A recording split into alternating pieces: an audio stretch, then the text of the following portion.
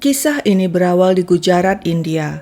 Seorang anak dari keluarga sederhana bernama Gulam Husain Haji Ahmed Munda punya cita-cita tinggi, jadi dokter. Dia cerdas dan tekun belajar sehingga berhasil memperoleh beasiswa dan kuliah di Fakultas Kedokteran di sebuah universitas di India. Karena prestasinya, Gulam pun berkesempatan melanjutkan studi ke Amerika Serikat, tepatnya di Albert Einstein Medical Center di Philadelphia, kota terbesar di negara bagian Pennsylvania. Di sana, Gulam tidak hanya berhasil mendapatkan gelar dokter spesialis urologi, dia juga berhasil mendapatkan istri seorang wanita Amerika. Mereka pindah ke Sharon, sebuah kota kecil juga di negara bagian Pennsylvania, dan sang dokter praktek di sebuah rumah sakit di sana. Prakteknya berjalan sukses, namun pernikahannya gagal. Pada 1972, Gulam dan sang istri bercerai sebab sang istri tidak betah tinggal di kota kecil. Dokter Gulam kini duda. Karirnya sukses, uang melimpah. Orang-orang bilang dia karismatik, ramah dan baik hati. Temannya banyak, mulai dari rekan sesama dokter, perawat hingga janitor di rumah sakit tempatnya bekerja. Tidak cuma itu, Dr. Gulam juga dikenal dermawan. Bantuan finansial yang tidak terhingga diberikannya pada keluarga dan kerabat di India, juga donasi untuk masjid di Amerika dan sumbangan $500.000 untuk pengembangan studi Islam di sebuah universitas di Ohio, Amerika. Cewek-cewek pun menyukai pria sukses itu. Tapi mata Dr. Gulam Munda hanya tertuju pada satu orang, Donna Smaus, seorang sekretaris muda yang berusia sekitar 19 hingga 20 tahun yang bekerja untuk rekannya sesama dokter. Donna lulusan SMA Hickory yang berlokasi di kota Hermitage, Pennsylvania. Di SMA, Donna dikenal sebagai cheerleader. Dia murid yang menyenangkan, periang, dan memiliki banyak teman. Wajah Donna manis, sikapnya pun manis. Dia dekat dengan orang tuanya, terutama papanya. Orang-orang menyebutnya Daddy's Girl, anak papa. Bagi Donna, papanya adalah hero, pahlawannya. Papanya adalah tempat Donna mengadu dan berlindung.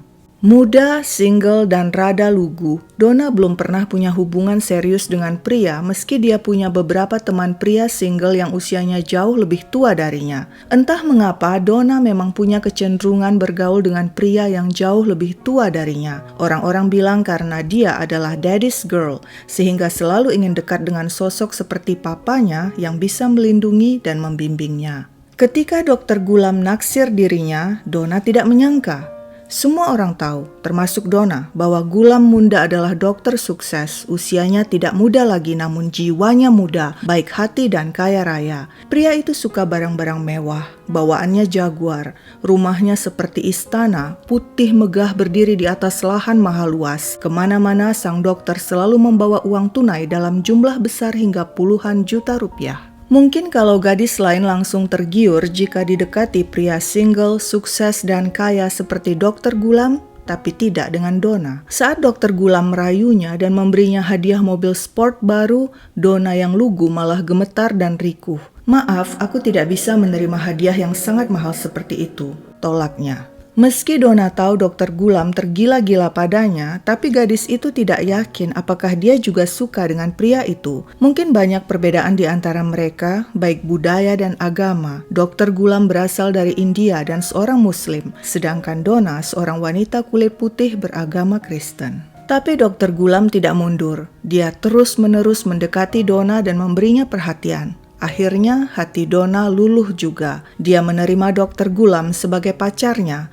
Meski usia mereka terpaut jauh 24 tahun, tidak masalah. Toh Donna suka dengan pria tua dan mapan yang bisa dijadikannya pelindung dan pembimbing. Lagi pula Dr. Gulam berjiwa muda. Bersama Donna dia tidak canggung mengunjungi klub yang dipenuhi orang-orang muda, berdansa dan bersenang-senang di sana. Orang tua Donna terkesan dengan keramahan dan kebaikan Dr. Gulam. Pria itu membayar biaya kuliah Donna yang doyan belajar sehingga gadis itu berhasil menggondol 3 gelar akademis, salah satunya gelar master sebagai perawat anestesi. Kurang lebih 10 tahun pasangan itu berpacaran, tapi Donna tidak pernah menuntut dinikahi.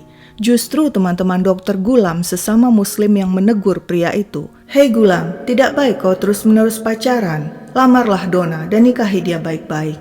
Dr. Gulam Munda akhirnya menyerah pada desakan teman-temannya. Dia dan Donna menikah pada Desember 1990. Saat itu usia Donna 31 tahun dan Dr. Gulam 55 tahun. Pernikahan dilangsungkan secara adat India dan Barat, juga secara agama Islam dan Kristen. Kini resmi sudah Donna Smaus, jadi Nyonya Donna Munda. Pasutri Munda tinggal di Istana Putih kontemporer milik Dr. Gulam di kawasan pemukiman elit. Rumah besar itu hanya dihuni mereka berdua. Sesekali orang tua Donna datang berkunjung, termasuk papanya yang sangat dekat dengan Donna. Kesibukan Donna adalah bekerja paruh waktu sebagai perawat anestesi. Selebihnya, dia menghabiskan waktu di rumah, berusaha jadi istri ideal, belajar memasak makanan India kesukaan Dr. Gulam, juga bersikap dan berpakaian sesuai dengan keinginan sang dokter. Meskipun kehidupan mereka tampak ideal, sebenarnya masih ada yang kurang, yaitu anak. Donna merindukan anak, sedangkan Dr. Gulam terang-terangan mengatakan, "Aku tidak suka anak-anak." Donna tidak menuntut, dia menurut saja dan berusaha menikmati kehidupan mereka bersama teman-teman dan keluarga besar. Setiap hari Dr. Gulam sibuk dengan pekerjaannya, dia baru pulang ke rumah pukul 8 atau 9 malam. Donna tidak bisa berbuat apa-apa, meski sebenarnya dia kesepian. Bukankah seperti itu resiko istri seorang dokter? Untung Donna punya papa yang kerap mengunjunginya. Selain untuk mengurusi lahan mereka yang luas, juga melakukan perbaikan jika ada kerusakan di Istana Munda. Suatu hari Dr. Gulam memberi kabar gembira kepada Donna. Keponakannya Faruk Munda dari India akan datang dan tinggal bersama mereka. Faruk berusia 14 tahun dan punya cita-cita seperti pamannya, jadi dokter. Bukan main senangnya Donna. Segera saja dia dan Faruk menjadi akrab. Kini Donna jadi orang utama dalam hidup Faruk. Wanita itu berperan sebagai ibu, membimbing Faruk, memberi semangat dan membantunya menyesuaikan diri hidup di Amerika. Tidak terasa waktu terus bergulir. Faruk lulus SMA dan diterima di Fakultas Kedokteran di kota lain. Pemuda itu harus pindah kota dan berpisah dengan paman dan bibinya. Hari-hari tanpa Faruk membuat Donna kembali kesepian. Suaminya seperti biasa sibuk dengan pekerjaannya. Dan tidak lama kemudian pada Oktober 1998, Donna menerima kabar mengejutkan yang kemudian menjadi awal kehancuran bagi pasangan Munda.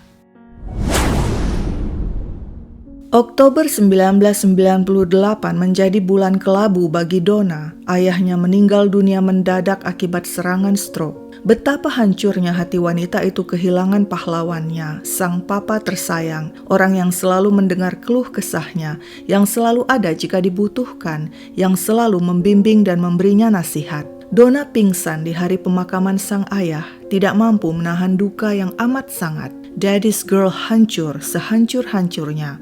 Donna yang ceria terpuruk dalam depresi berkepanjangan. Dia menutup diri dari sekeliling, menolak bertemu siapapun, tidak mau menerima telepon dari siapapun. Sang suami Dr. Gulam cemas. Dia berusaha mengerti kondisi Donna, tapi pria itu juga sibuk. Dia harus bekerja dari pagi hingga malam dan tidak bisa terus-menerus mendampingi Donna. Sang dokter minta tolong teman-teman Donna agar menghibur Donna, tapi Donna menutup diri. Penyakit psikis pun menjalar menjadi penyakit fisik. Donna merasakan seluruh tubuhnya sakit, terutama punggungnya. Sakitnya tidak tertahankan, nyeri luar biasa. Dia pun berobat ke dokter dan diberi fentanyl, painkiller yang 100 kali lipat lebih kuat dari morfin. Dengan obat itu, Donna mulai merasa lebih baik. Dia bisa beraktivitas secara normal dan kembali bekerja sebagai perawat di sebuah rumah sakit. Namun perlahan, obat itu mulai menguasai hidup Donna. Tanpanya, Donna tidak bisa bangun, tidak mampu beraktivitas. Kini obat itu adalah segalanya bagi dirinya.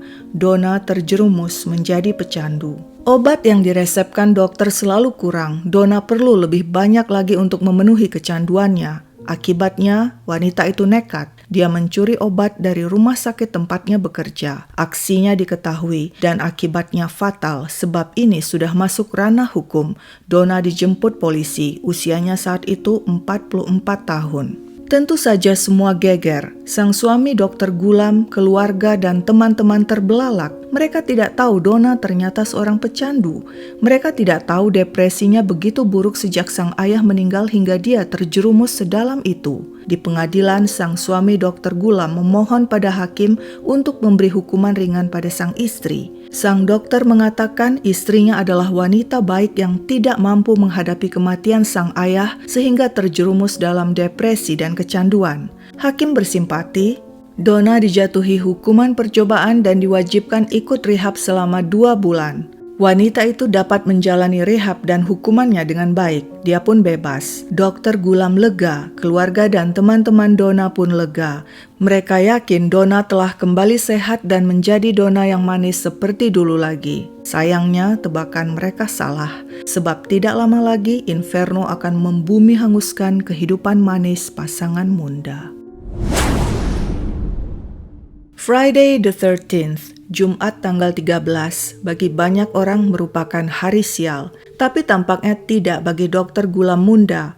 Pada Jumat 13 Mei 2005 bersama istrinya Donna dan ibu mertuanya yang berusia 74 tahun, sang dokter berangkat ke Toledo, Ohio dengan mobil Jaguarnya. Di sana mereka rencananya akan mengunjungi Faruk Munda, keponakan Dr. Gulam yang sudah menikah dengan seorang wanita bernama Afrin. Di tengah perjalanan mereka berhenti di Turnpike Plaza untuk makan. Saat itu Dr. Gulam yang kemana-mana selalu membawa segepok uang tunai sejumlah puluhan juta rupiah mengeluarkan gepokan itu dan membayar dengan uang tunai sekitar 500 ribu rupiah. Mereka lalu melanjutkan perjalanan. Sejam kemudian sekitar pukul 6:30 malam, mobil berhenti di bahu jalan karena Dr. Gulam akan bergantian menyetir dengan istrinya. Saat itulah tiba-tiba sebuah mobil berhenti di belakang mereka. Seorang pria berpakaian hitam-hitam dengan topi kupluk topeng mengacungkan senpi ke arah Dr. Gulam. "Serahkan dompetmu," bentaknya. Dr. Gulam segera menyerahkan dompetnya dan pada saat yang bersamaan, Dor, si pria bertopeng menembak sang dokter tepat di kepala lalu bergegas kabur dengan mobilnya. Menyaksikan hal itu, Donna dan sang ibu menjerit histeris. Tak lama kemudian, polisi dan petugas paramedis tiba di TKP. Dr. Gulam Munda dinyatakan tewas. Polisi menanyai Donna dan ibunya tentang ciri-ciri si pelaku, tapi kedua wanita itu begitu histeris dan panik sehingga tidak mengingat apa-apa. Donna hanya mengatakan pria itu sepertinya tidak terlalu tinggi. Kematian Dr. Gulam yang tiba-tiba dan begitu tragis membuat terkejut semua pihak yang mengenalnya. Teman-teman, pasien, dan kolega Dr. Gulam sulit menerima kenyataan sang dokter yang dikenal baik dan dermawan mendadak tidak lagi ada bersama mereka. Sang istri Donna terus-menerus histeris dan menangis bahkan ketika pemakaman sang suami berlangsung. Sementara itu polisi memperkirakan kasus yang menimpa Dr. Gulam murni perampokan di jalan raya. Kemungkinan si pelaku melihat Dr. Gulam pamer segepok uang tunai saat makan di restoran lalu membuntuti mobil Jaguar dan melakukan perampokan yang berakhir dengan penembakan. Pamer uang di tempat umum memang berbahaya, bisa mengundang kejahatan. Tapi mau bagaimana lagi, itu adalah kebiasaan Dr. Gulam yang sudah dilakukannya selama puluhan tahun. Hanya saja kali ini tampaknya nasib baik enggan berpihak padanya. Tapi perkiraan polisi runtuh ketika seminggu setelah kejadian mereka mendapatkan informasi mencurigakan dari beberapa orang yang mengatakan seorang pria bernama Damian Bradford terlibat dalam pembunuhan Dr. Gulam. Siapakah Damian Bradford ini? Menurut para pelapor, Damian adalah selingkuhan Donna, istri Dr. Gulam. Mereka berkenalan di pusat rehab. Donna lebih tua sekitar 20 tahun dibandingkan Damian.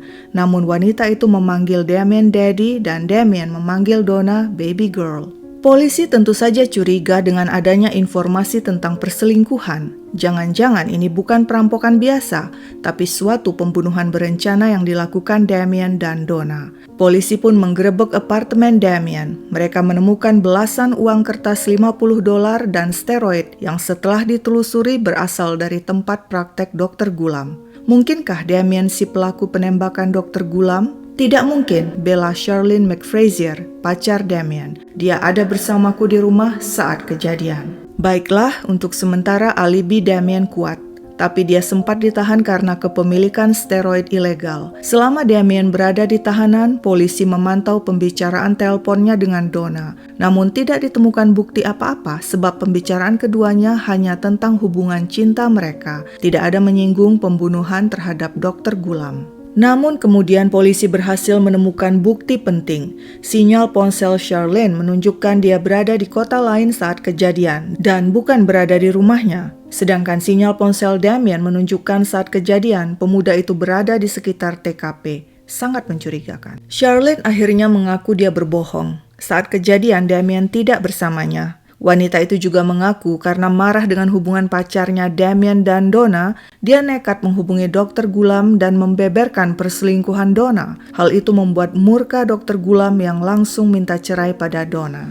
Hasil investigasi polisi menunjukkan ternyata sebelum menikah, Dr. Gulam dan Donna telah menandatangani perjanjian pranikah. Perjanjian itu menetapkan jika terjadi perceraian, maka Donna hanya mendapatkan pembagian sekitar 3 miliar rupiah. Tapi jika Dr. Gulam meninggal, maka Donna akan mendapatkan pembagian properti senilai 20 hingga 30 miliar rupiah plus asuransi kematian sebesar 10 miliar rupiah. Polisi yakin Donna tidak mau dirinya diceraikan karena akan jatuh miskin. Wanita itu lalu minta bantuan kekasihnya Damien untuk melenyapkan Dr. Gulam agar seluruh harta bisa jatuh ke tangannya. Tapi masalahnya sekarang, Damien dan Donna membantah keterlibatan mereka. Menurut polisi, bukti-bukti jelas mengarah kepada keduanya. Sebelum kejadian, data ponsel menunjukkan Damien dan Donna saling berkomunikasi. Lagi pula aneh, mengapa perampok tersebut hanya menembak Dr. Gulam yang telah memberikan dompetnya dan tidak ikut menghabisi Donna dan ibunya yang bisa jadi saksi? Agar kasus ini solid diajukan ke pengadilan, jaksa penuntut umum masih perlu pengakuan, padahal Damien bungkam dan berkali-kali mengatakan dirinya tidak terlibat. Mereka pun mengajukan tawar-menawar alias plea bargain pada Damien. Damien, kau tahu dirimu terancam hukuman mati bukan? Here's the deal. Ini penawaran dari kami. Kalau kau mengaku sebagai pelaku penembakan dan bersaksi untuk memberatkan Donna, maka hukumanmu akan kami buat seringan mungkin. Dan Damien pun bersedia menerima tawaran itu. Persidangan digelar pada 2007. Di persidangan Damien mengaku dialah yang menembak Dr. Gulam. Namun dia hanyalah orang suruhan sebab otak kejahatan adalah Donna. Damien menjelaskan asal mula hubungan mereka saat bertemu di pusat rehab. Saat masa rehab selesai, Donna lah yang agresif menghubungi dan menggodanya meskipun wanita itu tahu Damien sudah punya pacar. Donna menghujaninya dengan hadiah-hadiah mewah, perhiasan, uang tunai, ponsel, dan membayari seluruh keperluannya termasuk mobil dan sewa apartemen. Wanita itu juga telah mencuri steroid dari tempat praktek suaminya dan memberikannya pada Damien. Ketika hubungan asmara Damien dan Donna diketahui Charlene, pacar Damien, wanita itu marah dan nekat mengadu kepada Dr. Gulam. Sang dokter minta cerai dan menawarkan pembayaran 14 miliar rupiah kepada Donna. Mengetahui hal itu, Damien menyarankan agar Donna menerimanya saja, tapi Donna menolak dan mengatakan dia mau seluruh harta.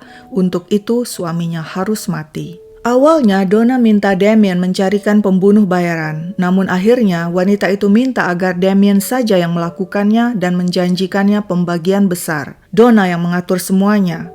Pertama dia berikan peta lokasi pada Damien untuk membunuh Dr. Gulam usai sholat Jumat di sebuah masjid di Youngstown, Ohio. Namun gagal karena tidak ada kesempatan untuk menghabisi sang dokter. Saat itu sang dokter tiba di kantornya dengan selamat, sedangkan Damien mampir di istana Dr. Gulam untuk bermesraan dengan Donna. Dan saat itu jugalah Donna mengusulkan agar Damien menghabisi Dr. Gulam di rumah saja. Tapi Damien menolak karena nanti ketahuan tetangga. Lalu Donna memberi usulan lagi agar Damien menghabisi suaminya saat mereka nanti berkunjung ke Ohio. Buat seolah-olah perampokan di jalan raya. Begitu katanya pada Damien. Wanita itu menyiapkan peta lokasi bagi Damien agar pria itu bisa membuntuti mereka. Donna bahkan bilang ke Damien untuk juga ikut menembaknya di bagian yang tidak fatal agar perampokan itu tampak sungguh-sungguh. Tapi Damien menolak karena tidak mau menyakiti Donna. Di persidangan, Damien mengaku suka dengan uang yang selalu diberikan Donna padanya, dan dia berencana jika sudah mendapatkan pembagian uang,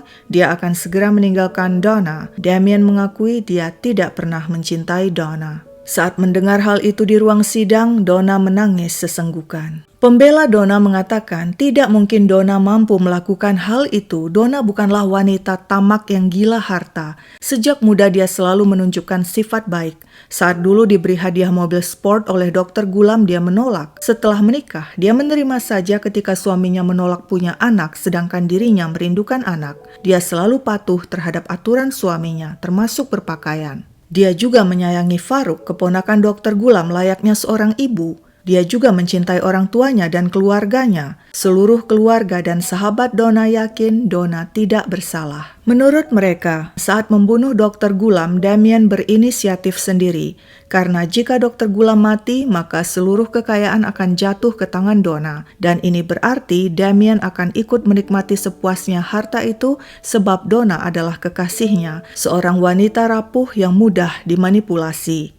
Namun juri memilih berpihak pada Damien dan mempercayai penjelasan pria itu. Dia hanya dijatuhi hukuman ringan 17,5 tahun penjara sesuai dengan plea bargain yang telah dijanjikan. Dan Donna, si daddy's girl, dijatuhi hukuman seumur hidup tanpa kemungkinan bebas bersyarat. Hingga saat ini, keluarga dan sahabat Donna tetap teguh pada pendirian mereka bahwa Donna tidak bersalah. Menurut mereka, Damien adalah pria licik yang memanfaatkan kekayaan Donna. Dan pada akhirnya, untuk menyelamatkan dirinya sendiri, dia menerima plea bargain alias tawar-menawar menggiurkan dari jaksa penuntut dan melimpahkan kesalahan kepada Donna dan mengatakan wanita itulah otak semuanya.